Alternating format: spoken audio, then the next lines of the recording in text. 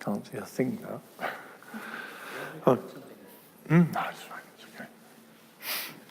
Okay, so thank you for coming back, rather than making a break for it.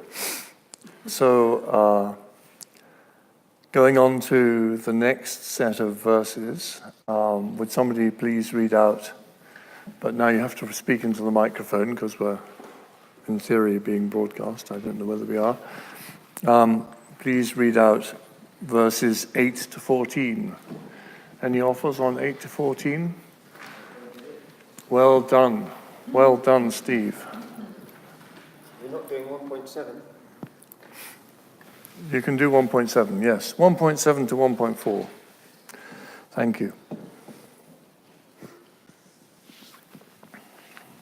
All the lords of subduers who have contemplated for many eons have seen it to be beneficial, for by it the immeasurable masses of beings will easily attain the supreme happiness. Those who wish to destroy the multitudes of sufferings of existence, those who wish to dispel the unhappiness of sentient beings, those who wish to enjoy multitudes of happiness, should never forsake the mind of enlightenment.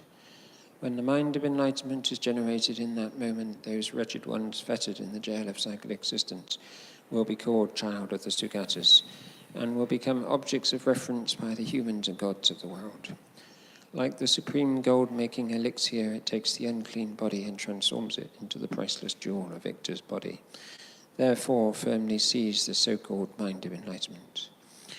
Since the sole helmsman of migrating beings, the limitless mind, has upon thorough investigation seen its preciousness, all beings wishing to be free from the bodes of migration firmly seize this precious mind of enlightenment. All other virtues are like the plantain tree, for after bearing fruit they will be exhausted. But the tree of the mind of enlightenment will constantly bear fruit, whereby it is inexhaustible and flourishes more and more. Like depending on a hero when greatly afraid, even if I may have committed very terrible negativities, I shall be swiftly liberated in dependence upon it. Why then do those who have the imprint not depend upon it?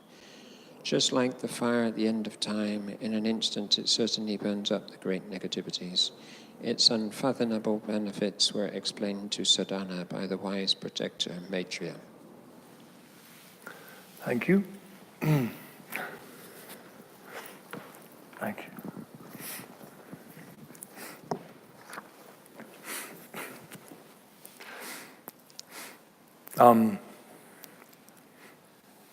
So if you think about this text in relation to the Lam Rim, for instance, the whole range of text about the Lam Rim,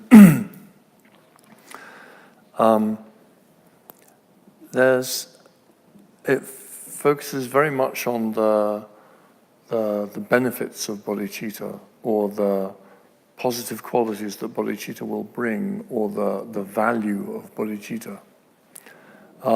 And it takes an awful lot of the kind of stages of the path for granted, in the sense that, it reminds us that we should be aware of this precious human rebirth and the value it gives.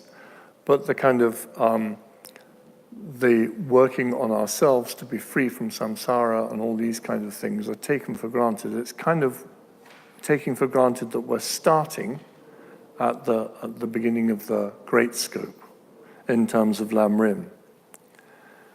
And so if you look at verse 1.8, that kind of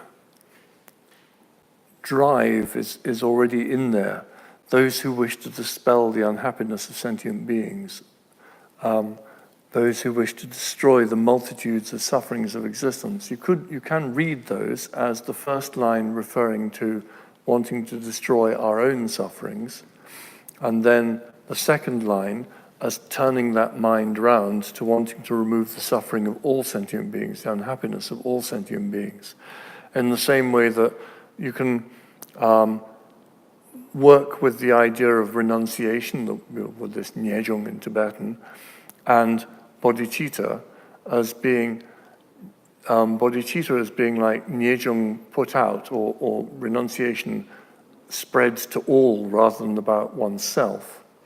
So, in thinking in terms of the path to enlightenment and that wish, that heartfelt wish to be free of unenlightenment and unenlightened patterns of existence and unenlightened patterns of behavior, when we get that and it really kicks off, then to turn that round for all beings, to realize that we're all in this same boat of being unenlightened, is actually the beginning of the drive towards bodhicitta, isn't it? That when we see that it's not just us that have problems being unenlightened, everybody has problems being unenlightened. And we try and turn that round to be the driver for wanting to remove their suffering, just because it is suffering, not because it has any relation to us at all, but because they have problems we want to help. So this verse is kind of assuming an awful lot of the path, but you've already done all of that because you did the middle length lam rim, so you're well up there. But you see how this, just focusing on that verse, if you took that and worked on it for a week, the meaning that would rise in your mind, that will help you with your drive to generate bodhicitta, because you see the value of it, you see how it can be useful, how it can destroy samsara in that sense, how it's practically the only thing that can really destroy samsara, this mind focus on the welfare of others, and because we want to help others, then the most valuable way we can do that is by becoming free of unenlightenment ourselves, and then we can see what needs to be done, we can see what's useful, we can see what's beneficial, what works in any given situation.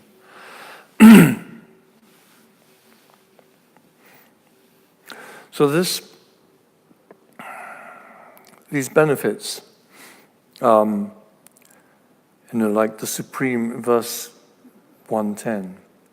Well, actually, verse 19 is kind of, again, it's taking a range of things to try and inspire us. If we really want to be known as a child of the Sugatas, if we really want to be known as a bodhisattva, if we really want to be a bodhisattva, then the only thing that will give us that label, that title in any meaningful sense, is to have the mind of bodhicitta, is to have that focus, that drive to help others and to become fully enlightened in order to do that most properly.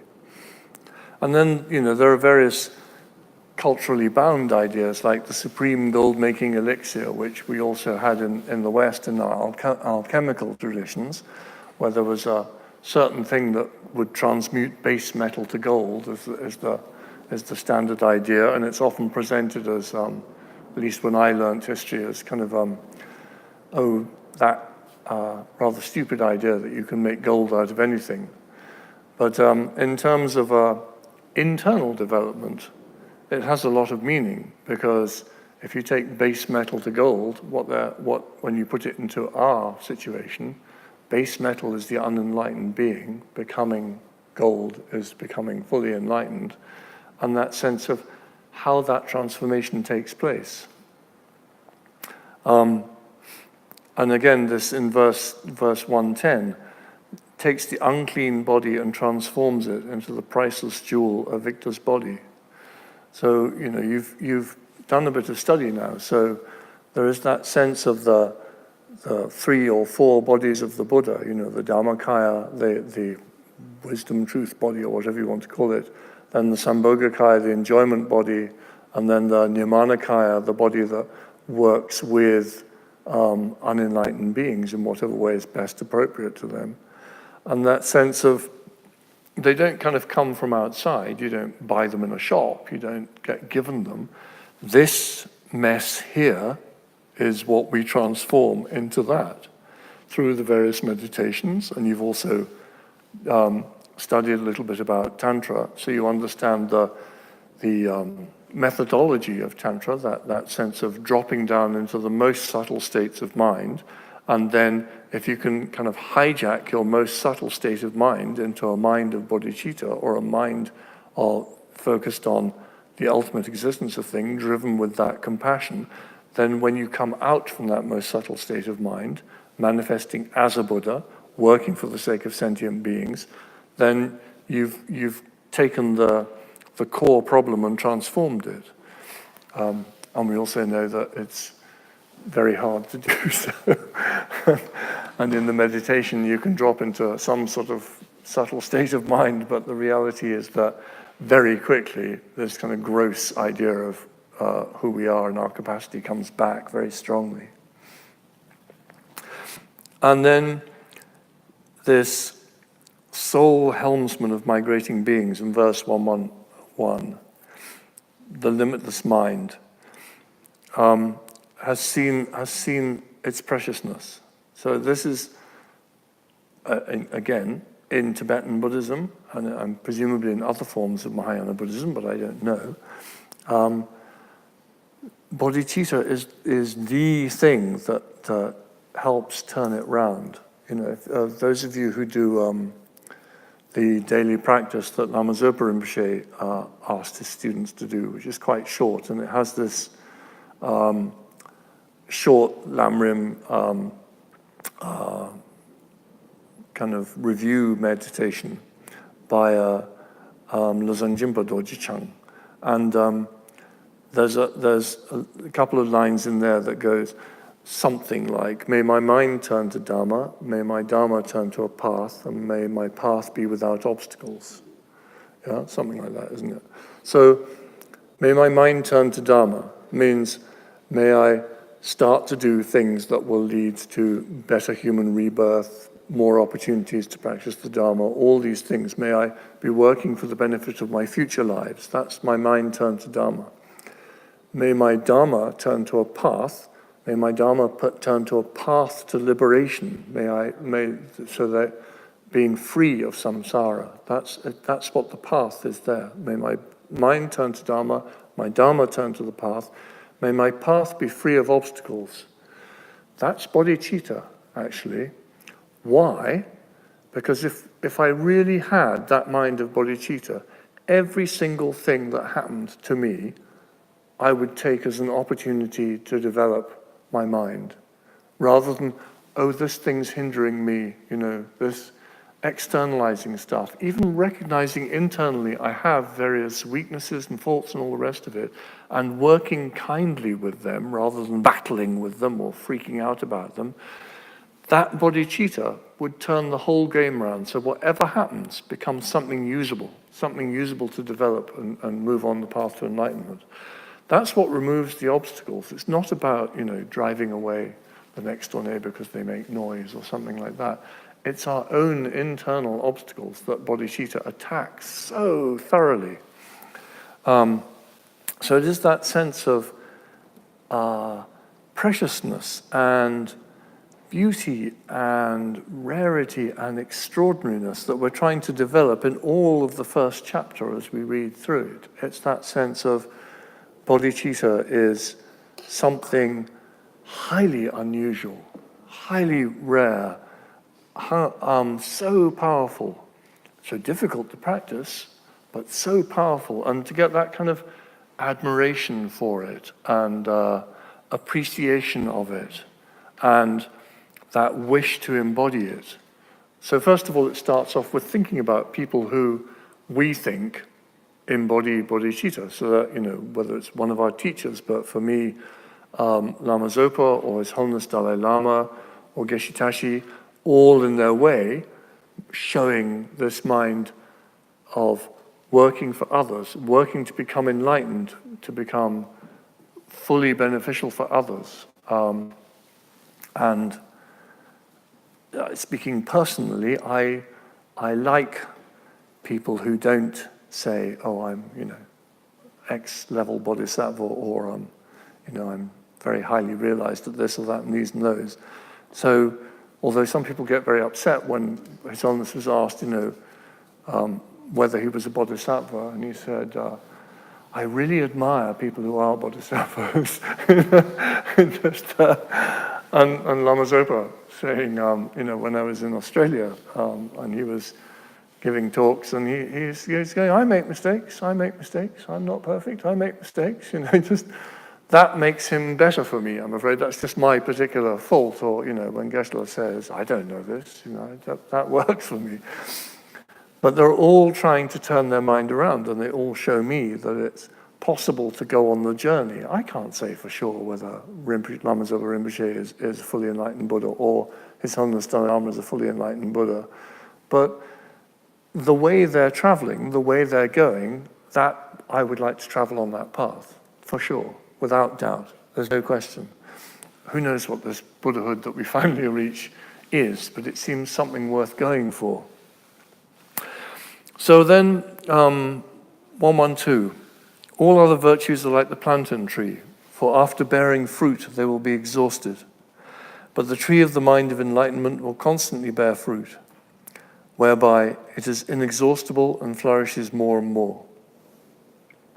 So, we give food to a hungry person. And if we give food, we relieve their hunger for that moment. Or if we give food thinking, may that increase my merit and may I not be hungry in future. That is another form. If we give food thinking, may I feed all sentient beings. May I be a source of nourishment for all sentient beings. Not just physical nourishment for all sentient beings, but mental, emotional nourishment for all sentient beings. Then it's a completely different game, isn't it? It's a completely different set of... The action is the same, but the mind that runs with it is completely different. Much bigger, more broad, more vast. And, the images are of, when we make the dedication for Bodhicitta to grow more and more, Jamyang London Rinpoche, this one. The standard phrase is like putting things in the bank.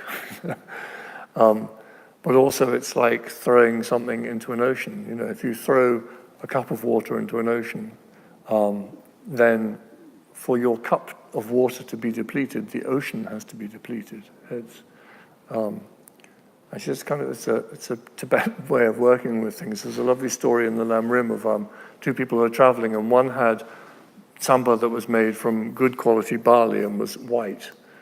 And then and his companion had very little, but he had really bad quality barley, and it was kind of dark black, So they agreed to put them together as they're traveling along, and then when the person who had the dark quality, when that had run out, then so he's on his own mate, and of course it never happened because there was always something mixed of the dark barley in with the light barley, and the traveling companion got slightly cross that he was still eating his way through their barley because there were tiny bits of black in there. So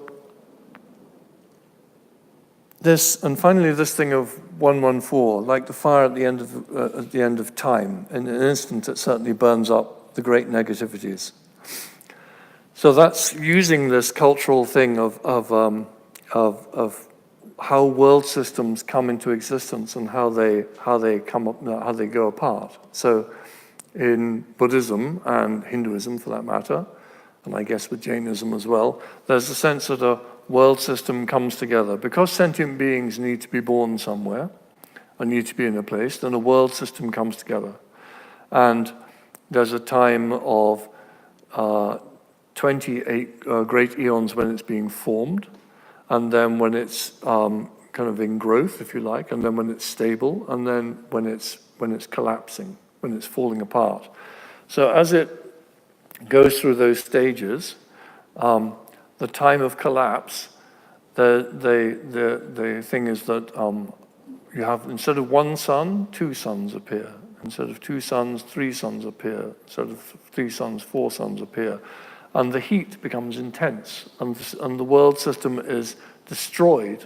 All this kind of that we see around us is destroyed. And this great conflagration, this great fire destroys all of that. Doesn't mean that it's the only world system. Of course, in Mahayana Buddhism, there are world systems in every direction, and they're all going through different stages of that. But this fire that completely consumes everything, so that even there's no more ash left. If you think about when at the end of, when they drove the planes into the two towers, and they found it very difficult to find human beings at the end of that because people had been pulverized, literally, by the burning and the collapse of the towers.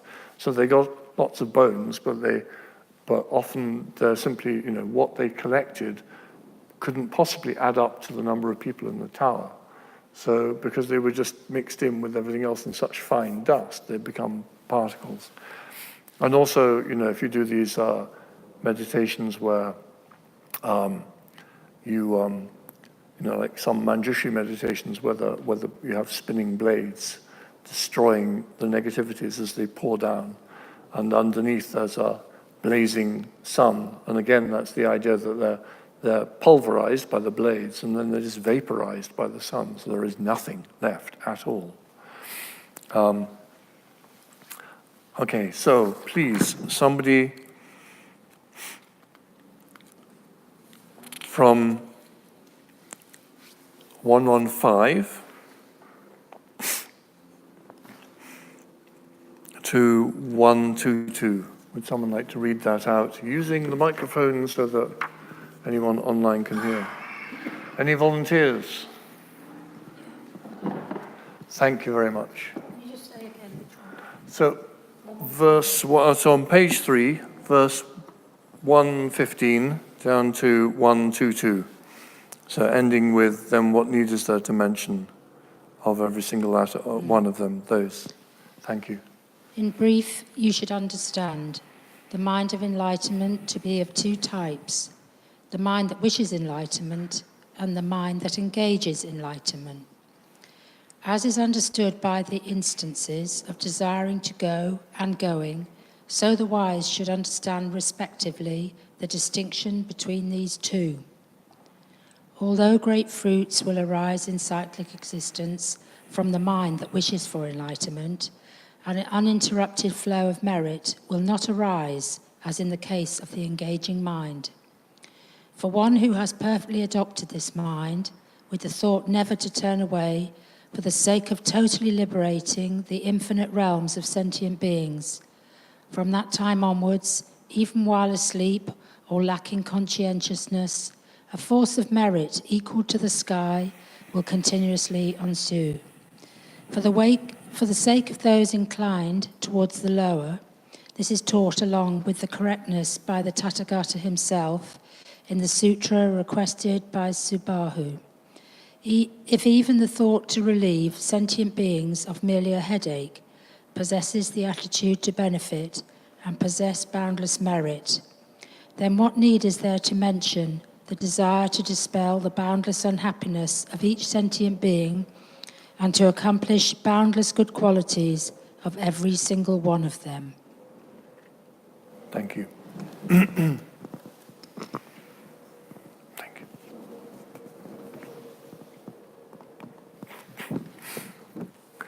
So this is the bit that has our technical look at bodhicitta, isn't it? Because there's this mind of aspirational bodhicitta, sometimes it's called, an engaging bodhicitta, or mind of enlightenment that aspires to become enlightened and engages in that enlightening activity, having taken a vow. And I just wanted to point out a couple of things that I think are worth looking at. If you're like me, and someone says, the mind of enlightenment, and you kind of look at it, and you look at what you need to do, and then I have a tendency to go for the kind of softer option, the aspiring one, that kind of, if I aspire, that will help reinforce it in my mind, because on one level, I do completely admire and adore this idea of working to become fully enlightened for the sake of sentient beings. But on the other level, there's Mike, and it requires work, and it's all these kind of things. I have to deal with my own headspace, and I have to deal with my nonsense, and it's kind of, so you're going to go for that aspiring, may I in future develop that mind of bodhicitta. So I personally find verse 117 quite interesting, because it says that mind wishing for enlightenment will produce great fruits that arise within psychic existence, but the uninterrupted flow of merit that comes from the engaging mind does not happen. So, to me, that's about being brave, just do it. It may be hard, we may fall over many, many, many times, but we have to try to develop this mind, seeking to become fully enlightened for the sake of all sentient beings. Why? Because of this unhappiness of all beings. Our own problems are not alone. We have so many other beings around us who have those problems. But if aspiring bodhicitta gives me great benefits within psychic existence, within being unenlightened, then it's kind of, what's the point? You know what I mean? It's not to say that it's a bad thing, it's a fantastic thing, but if I really want to leave behind being unenlightened, then I have to be brave enough to step out, to step on, not just do aspiring mind, which will bring great benefits within psychic existence. I have to make that step of taking the vow, of breaking the vow, because I'm weak and I'm normal, and working to correct that, and gradually over time moving on, because otherwise I'm never going to get there. If it's always, the mind aspiring to bodhicitta should inspire us, but we have to at some stage step on. And for me, that we really need to think about doing that. So doing those, what does it mean to practice the mind of bodhicitta? To do the 6 perfections. So starting with generosity, starting with morality, starting with patience, starting with energy for doing good, developing calm, solid, strong mind, and developing wisdom. No matter how difficult any of those things are, but they're all mental states in the end. It's not about stuff. They're all mental states. The mind of generosity is about precisely that. It's about being generous with whatever we have, time, energy, whatever we have. Not to the detriment of ourselves so that we exhaust ourselves, but knowing that we can give something and pushing a little bit further every time, every year or so on. That morality, the first thing is not harming. Actually, a friend of mine said to me, that's so unfair in Buddhism, isn't it? That not harming, because that's unbelievably hard to do. Forget not killing and all the rest of it, but not harming. Where they go, oh yeah, if you take refuge, then the kind of underlying thing before you say, I will not kill human beings and I will not steal and I will not lie, is not harming. Well, if you think about it, that's, when we get cross with someone and we think, oh, that's harming. Well, it's very hard to do, but not harming. What was it? Someone said, if you can help others, then please do so, but at least don't harm them. and that sounds a really trite phrase, but it's difficult. It's difficult because the mind that wants to harm can crop up in the most ridiculous circumstances. Well, for me, in any case, sometimes I can get up in the morning and I am grumpy, and unless I catch myself, I'm ready. I'm kind of spoiling for a fight. Not thumping people because I don't do that, but the acid tongue is ready to flash, isn't it? Like a snake. Not harming. So this aspiring to become fully enlightened for the sake of sentient beings is incredible. It's huge. But even huger, even more, is to try and start doing that now.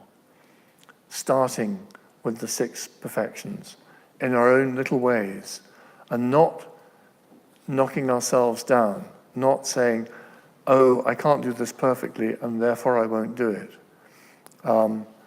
Which I hear quite a lot of the time, particularly in Tibetan Buddhism, because we have all these vows and commitments, and then as soon as we break them, we're going to roast in hell for millions of eons and all the rest of it, and people get terrified. They just think, I'm not going to do this. But then we never step out. We never move out. And that's a shame. Because if this thing is so beautiful, and if this thing is so valuable, and if we really want to develop this mind, bodhicitta, we need to be a bit brave. Not flashy, not like, hey, I'm practicing bodhicitta, that kind of stuff. But just internally be a bit brave and think, yes, I have many faults. Yes, I have many weaknesses. But this is something I would love to develop, And unless I start now, when am I going to start? When's it going to happen? Never, isn't it? If we don't step out, we never get anywhere. Just in daily life, if we don't do that first step, we never get anywhere. And be okay with, yes, many things may go wrong, but other people did this. Buddha didn't come from space and kind of drop in and go, hi, I'm alien and I'm fully enlightened. Buddha was unenlightened like the rest of us. That's what they tell us in our stories, isn't it? He practiced, he worked to deal with these minds, and became fully enlightened.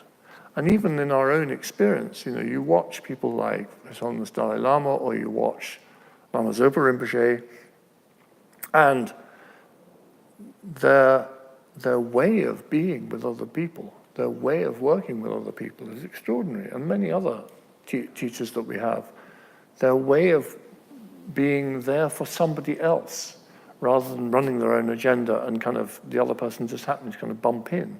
That way of being for someone else. It may, somebody described Lama Zopa Rinpoche as eccentric. And you can see why, because there's some things he does are just weird. But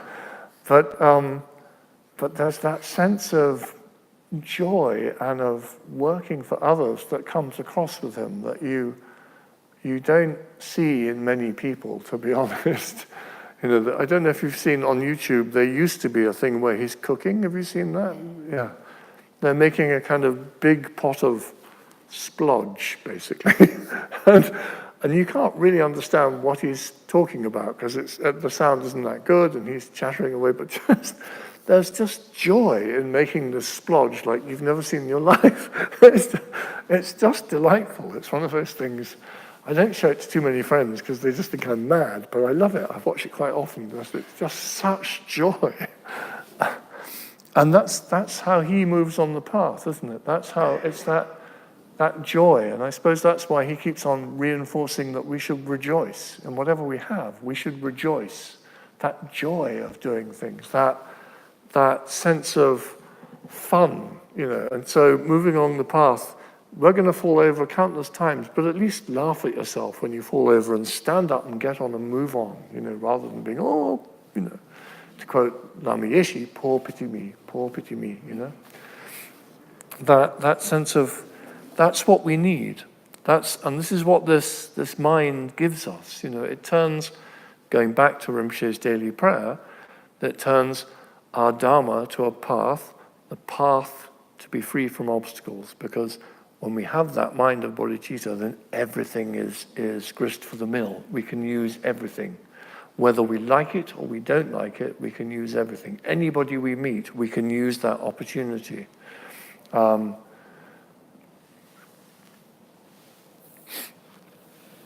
So, if we had this mind, constantly, joyously, trying to help others, trying to improve ourselves so that we are better for others, we're better to help others, then 119, it says, from that time onwards, even while asleep or lacking conscientiousness, a force of merit equal to the sky, a very Lama Zopa phrase, isn't it? will continuously ensure will continuously flow. Why is that? Because our fundamental drive is working for others, is working to become fully enlightened for the sake of others. If we generate that mind of bodhicitta, we have destroyed so much self-cherishing, haven't we? And that's our problem, isn't it? The self-cherishing, many, many years ago, I had a Dharma friend who decided that it wasn't really self-cherishing, and it was advice for people working in kitchens, and it was shelf-cherishing, and you should get rid of shelves. But that self-cherishing is what causes me my problems. That I want it going this way, and it goes that way. I want my life to go this way, and it goes that way. I want to practice, and something else happens. I want to sit down every morning and do my prayers. And I would love to have a time when I did my prayers and my mind wasn't going off to the kitchen, to my mother, to the shops, to you name it. Just, wouldn't that be nice? But then if I get about it, that doesn't help. That doesn't help, Or if I get putting myself down, this negative self-attitude, I'm the worst person in the world, I can't do this, I can't do that. Then I just build the igloo and seal myself in with no door, all the things I can't do. But bodhicitta, that moment we turn our lives for becoming fully enlightened for the sake of others, so much of that selfishness, that self-centeredness is gone. Has to have gone, hasn't it? If you think about it, has to have gone. So although it's all the kind of, the benefits of bodhicitta, and there's this, and it's beautiful and gorgeous and all the rest, there's another side. It cleanses all that nonsense out of us. We become much freer, more open, more spacious.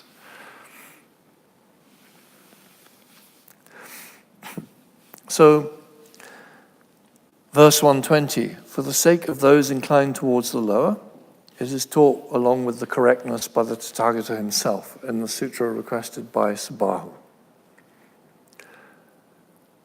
So this text, this composition, is a text written for, aimed at, spoken for practitioners of the Bodhisattva path, those who are trying to devote their lives for others, and seeing that the best way to do that is to become fully enlightened so that they can really help others.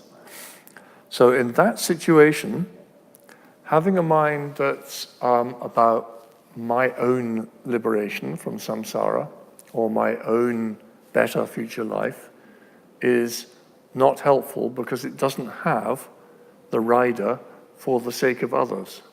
May I get a precious human rebirth in my next life so that I can continue to work to become fully enlightened for the sake of others and help others? That's fine. May I become free from samsara in order that being free from samsara, I can help others? That's fine. But when there isn't that rider, then it's just kind of small. It's a bit tight. That doesn't mean that all of us don't need to start at the very beginning, as the Lam Rim. We need to think about karma. We need to think about refuge. We need to think about rebirth. Particularly in Mahayana Buddhism, we have to think about rebirth. Because this mind of bodhicitta comes out of a great compassion for all sentient beings. If you think about that, then that great compassion is looking at all sentient beings, seeing their suffering, and want to remove that. That compassion comes out of, that great compassion comes out of wanting those who do not have happiness to have happiness, or to have contentment, maybe is the word, to be content. And it comes down to this awful word, all, doesn't it? All sentient beings.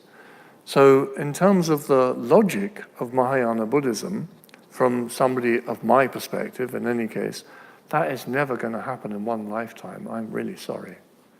Because I'm constantly making these judgments of this person I like, this person I favor, and this person I don't like, and this person I disfavor. That's just how I am at the moment. I try to deal with that, but all is going to be quite something. And London is the best place in the world for that, isn't it? Because you can develop all the loving kindness and compassion of all Indian beings in this room, and then you go outside and you travel on the tube, and irritation sets in, you know. You'll get the drunk, hello mate, how are you? And you're thinking, please don't sit next to me, and they do, and then they smell, and just, oh. But all of that is that's, you see that basic rejecting mind. Well, we can't have that. That's never going to happen in one lifetime unless you're really, really coming into this life with so much predisposition towards those things. But for someone who has a mind as bouncy as mine, there has to be future lives if it's going to make any sense at all. I don't know there are future lives, but in terms of this Mahayana package, there has to be future lives, and there have to be previous ones, because all of us are so different, aren't we? We're so different. You know, there's some of us are bright, some of us are less bright, some of us are more compassionate, some of us aren't, some of us are good at sports, some of us aren't, some of us are more relaxed, some of us aren't, you know, some of us experience life very intensely, some of us don't. You know, and they're neither good nor bad, they're all so different, and we all come in with completely different predispositions. You know, my mum, she likes a flutter on the horses. The next door neighbor, he comes over and they sit down and they do 50p on a horse once in a while they watch it on the television. And whereas my father is like me, and it makes absolutely no difference at all. You know, it's like when you're playing cards with somebody, I always remember when people would say, oh, let's make it more interesting and put money in. And I just thought, why is that more interesting? I really didn't get that one at all. But I'm like my dad, and, you know, you could say that's because he's Scottish, you know. And so, but it's really interesting to see that. And the next door neighbor is even better because he's out of Mennonite stock, Mennonite Christian stock in America. So they're, you know, kind of like Shakers. They're kind of very, and so I tease him mercilessly about being interested in gambling. But I don't have that interest at all, you know. And people say to me, why do you think, personally, why do you think that there's reincarnation and you must have lived before? It's because I come in with various dispositions that others don't have, and some others do have. You know, why am I homosexual? Because in my previous life there must be causes, because I can't see any other way of doing that. It's not, you know, the classic joke, my mother made me a homosexual, and then someone wrote underneath it, if I send her the wool, will she make me one too, you know? It's just, it's deep-founded, these kind of things. They're not just simple things. And that kind of, you know, well, somebody say, oh, well, you know, you've had some influence in your early life. You know, I've been sent, I've done all the kind of right things in my early life. You know, my family are good middle-class people, and I went to a good middle-class school, and it was all very heteronormative, and it was all about marriage and children and babies and all the rest of it. And it just didn't work for me. You know, it's fine. But that, to me, there's something coming through. It's on the negative side, that is, if you like, in terms of Dharma, and not in the sense that homosexuality is negative, but it's going to lock me into samsara still. But on the positive side, why am I interested in Buddhism? Most people aren't, you know? Bottom line, most people aren't. 10 million people in London, most people couldn't give a monkeys about Buddhism. They're not interested. You know, why have I got that? Why have all of you got that interest? Where have we come from, you know? I mean, we all laugh and say, oh, maybe we're Tibetans reincarnated. You know, gradually as we got killed off in the camps, and we come back in the West. But who knows? But there's some drives, some influences, some predispositions that you can't explain rationally. You know what I mean? You can't say, oh, this began this. It seems like it's a flow. you know?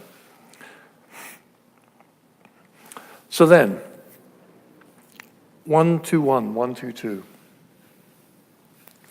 If even the thought to relieve sentient beings of merely a headache possesses the attitude to benefit and possesses boundless merit, I find that quite inspiring, actually. That perks me up, because you do have those moments when somebody's in pain and you think, oh, I wish I could take that away, you know? So even that is extraordinary. Even that is extraordinary. What would be even more extraordinary if when we had that moment, we'd catch it and think, oh yeah, that's a really important thing, and dedicate that towards full enlightenment.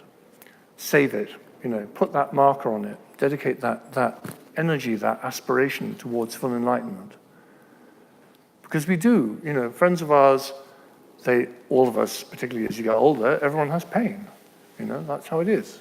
We all get sick.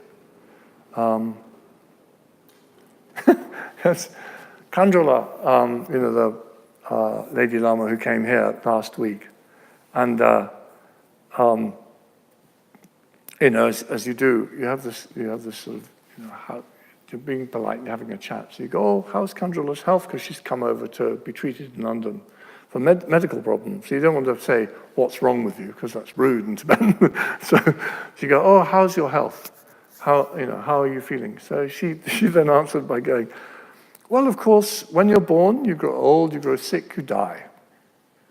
But generally, I'm okay. I like that. It's absolutely true. Very practical woman. I really liked her. But there are so many little things that we can use.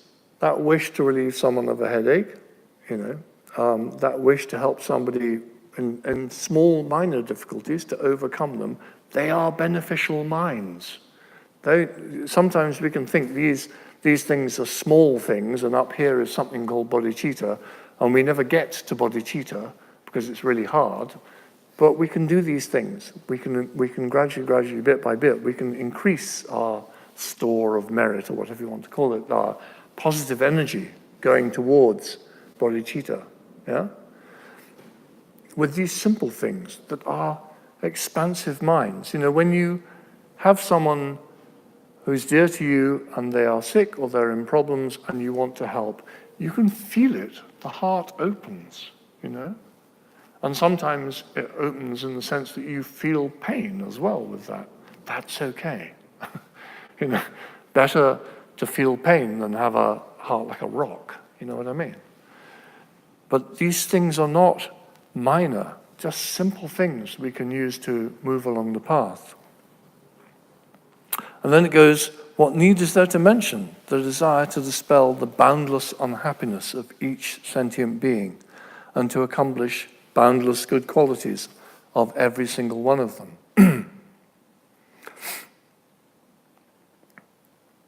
Going back to that four-line verse, perform only perfect virtuous actions. Do not commit any non-virtuous actions. Perform only perfect virtuous actions. Subdue your mind thoroughly. This is the teaching of the Buddha.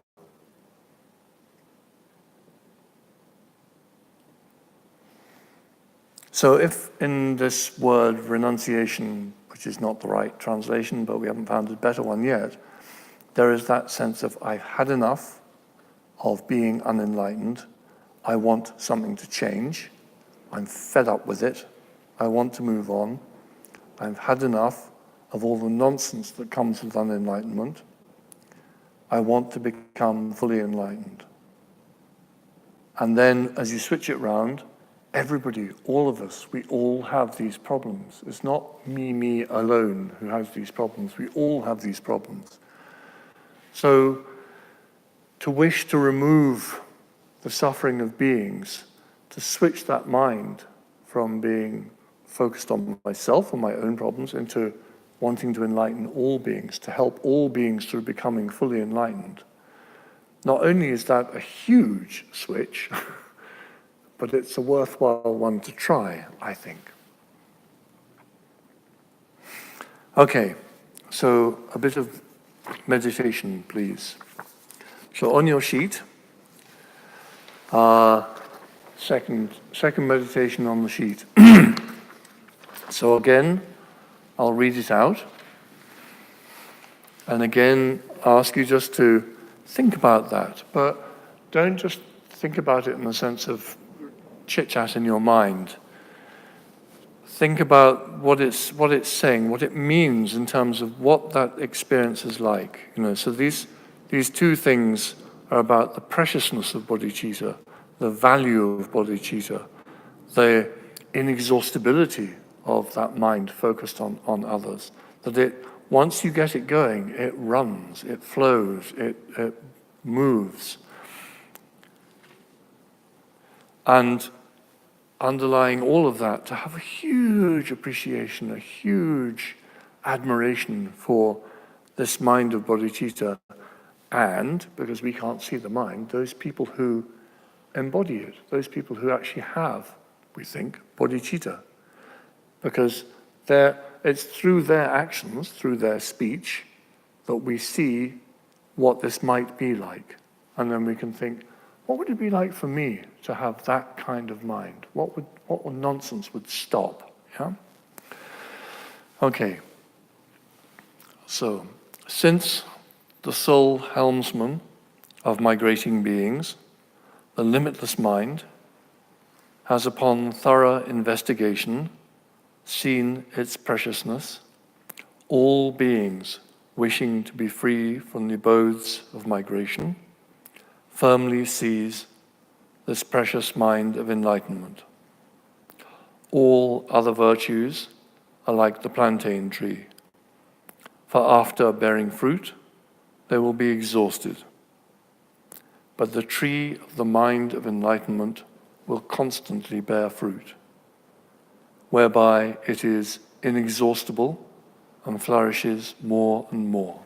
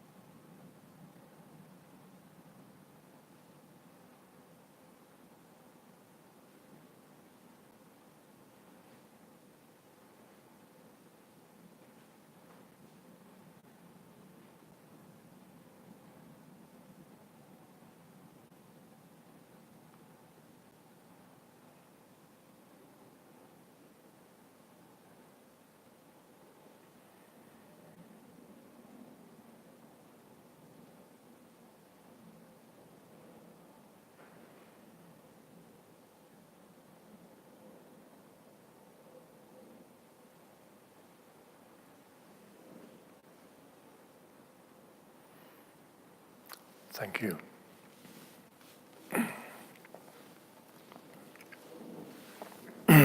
Okay, so that's it. Lunchtime, oh, Jane's appeared. We're talking about people dematerializing, and there's somebody who's materialized. So, back at 2:30. That's good. Chinese dentist, 2:30.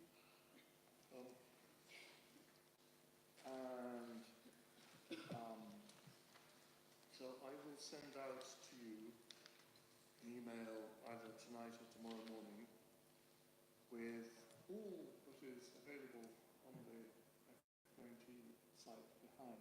So please be prepared for an enormous email.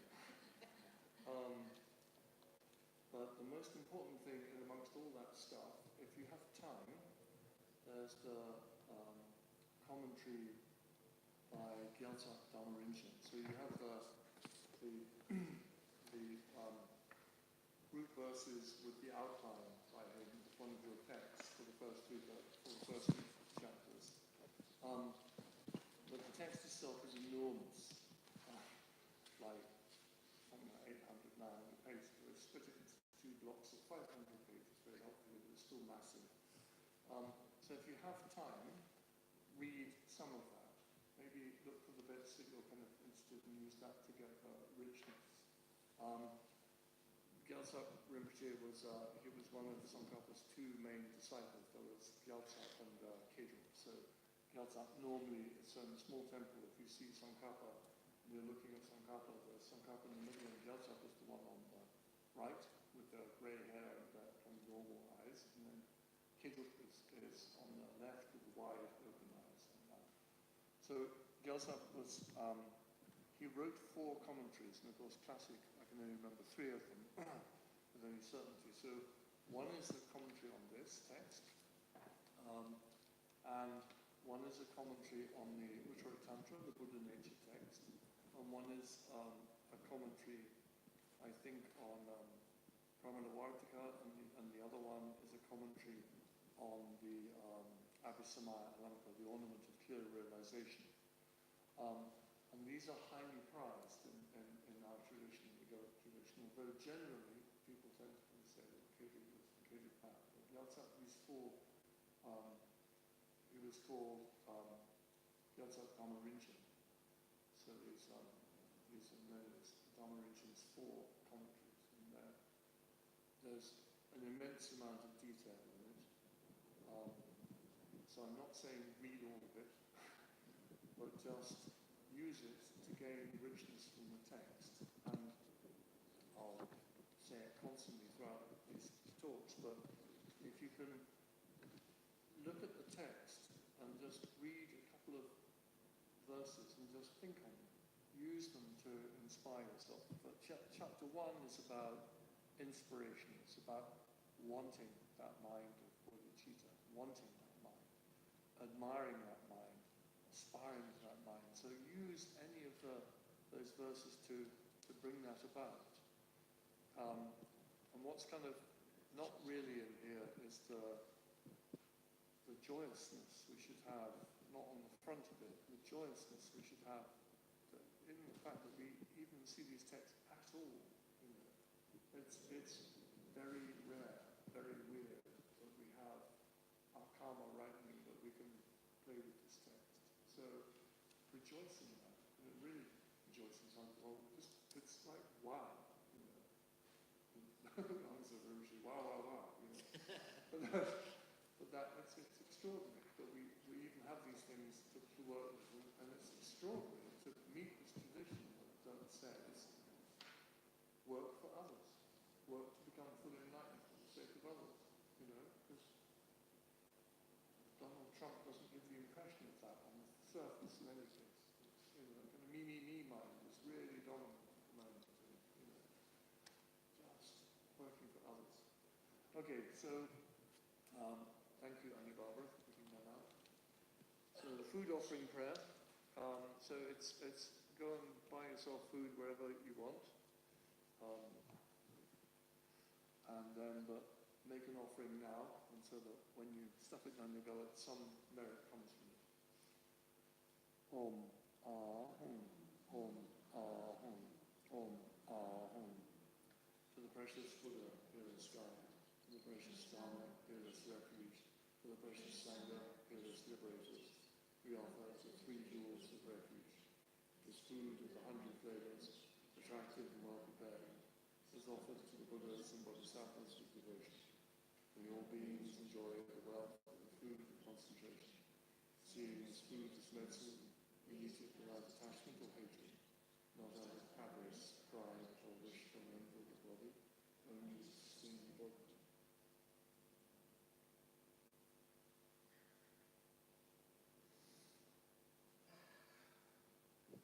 The cafe is open to the Yeah.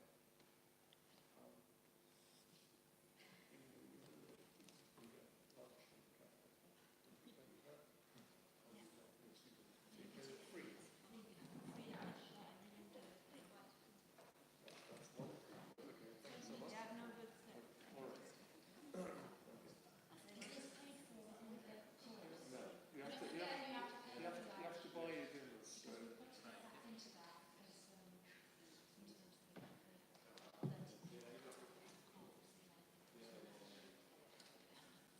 they eat more than they give.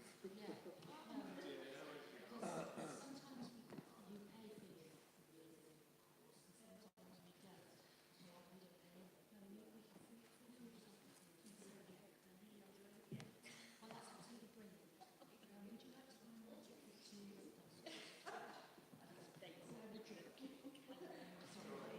Don't forget, the centre is open to all SEPTs. I don't need anything that campus stuff.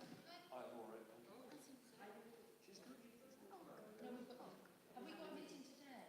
Or is it Now. tomorrow? Yeah, now. In the library, so we can grab lunch if it's working.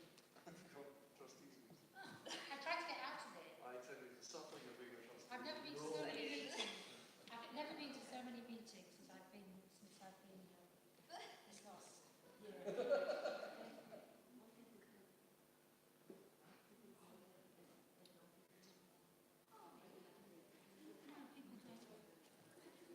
When we're on courses, the bowls there is usually £5, and they don't have the money in it. I would be saying, It's just